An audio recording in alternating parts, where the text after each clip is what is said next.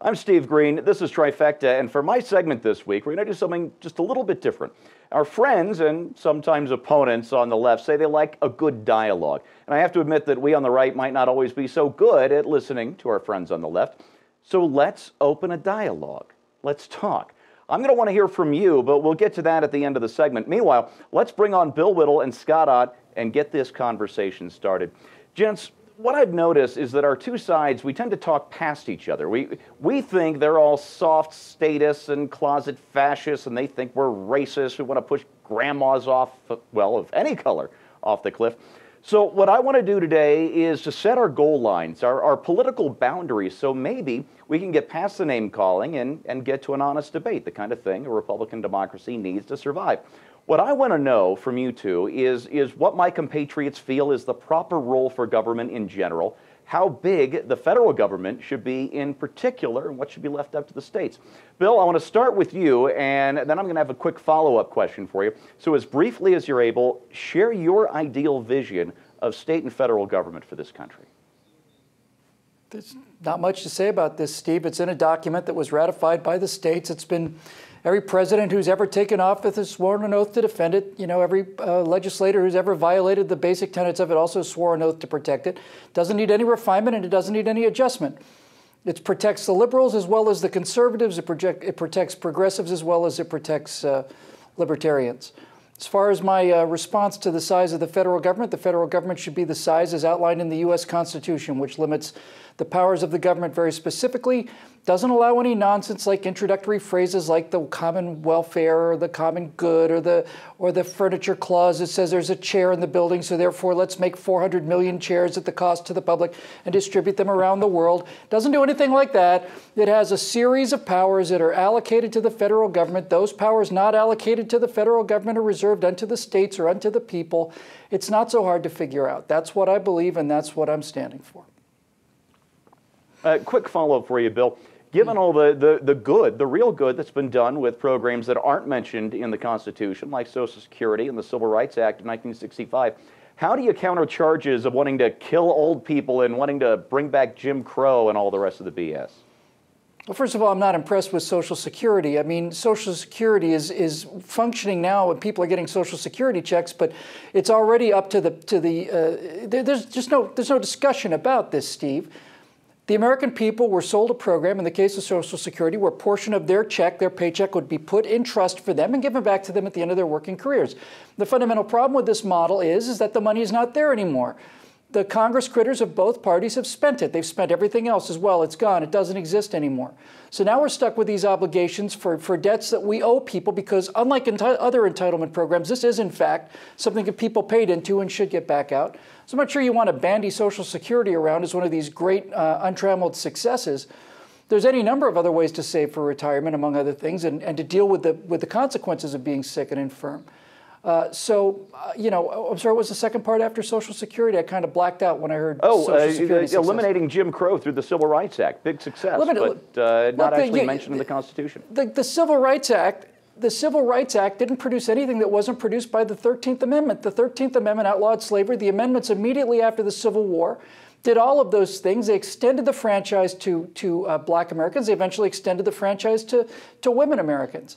And so this idea that these things have to happen outside of the Constitution is just nonsense. I haven't seen a good thing happen to it.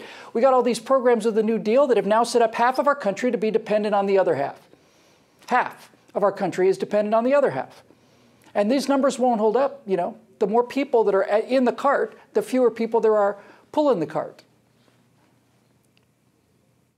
Okay, great answer. Scott, same question to you. Give us your outline, your vision for a better America. You know, you're hitting on one of my pet peeves, frankly, about Republicans, even conservatives, because we're constantly hearing our friends talk about we want limited government, we want lower taxes, to which I always respond, how limited? How much lower? At what point will the tax rate get to the point where you go, that's fair? You know, I have a sense that it probably will never get to that point. You know, if we went from, 35% down to 3%, people would be saying, you know what, if it were 2%, we'd have some real growth in this country. So I think part of the challenge is that our message has been a relative one. If only we had less, if only we had lower. And I think Bill is right. We need to focus in on what are those roles? And that was the key word that you used at the beginning of this episode.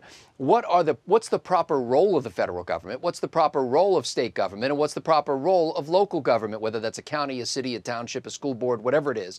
And what has happened over the course of time is those roles have gotten all tangled up. For example, in my role as a county commissioner here in Pennsylvania, we are asked questions that we can't even answer because we're restricted by the federal government. The state government is sending us the money and telling us how to use it, and we really have no power at all in the local area. I'd love to get to the point where we say, okay, let's keep what's local, local. Let's keep what's national, national. States were meant to have general governments. The federal government was meant to be a government of enumerated powers. If we can move toward that goal, I think the tax problem takes care of itself.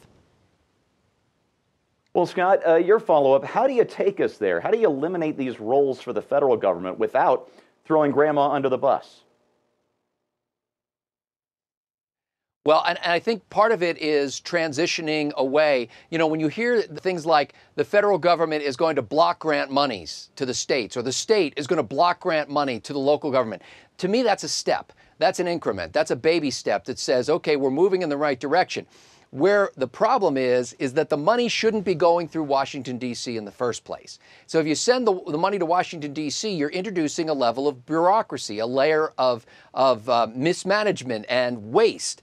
What you need to do is cut the federal government out of the loop when it comes to things like education, when it comes to things like energy, when it comes to much of what we now see in the federal behemoth can be handled at the state and local level. We need to start dialing that back, and we need to have elected officials who have the guts to stand up and say, you know what? Being against the Federal Department of Energy doesn't mean that I'm for foreign control of our energy. It means that the Federal Department of Energy hasn't done what it set out to do, and we've spent tens of billions of dollars every year trying to do it. Good point. Maybe a little efficiency reviews. You know, folks, I'm in general agreement here with Scott and Bill, although we might quibble some about the details here and there. But you know what? Libertarians and conservatives, we're used to talking to one another, to forming alliances, to losing elections together. We really should have won. So what I'd like to do is to hear from you, our viewers, down in the comments section, and that's especially true of our left-leaning viewers that we find mainly on YouTube. So talk to us. Tell us what you feel the government isn't doing that it should be doing, what it might be doing that it shouldn't be doing, and maybe even a hint of what you think is the best way to pay for it all, or what level of taxation you think is correct. And I'm going to read your comments, and in a week or two, I'm going to do a follow-up Trifecta segment and see if we can't find some issues where we can actually work together. It's crazy, but it just might work. For Scott Ott and Bill Whittle, I'm Steve Green. Let's talk.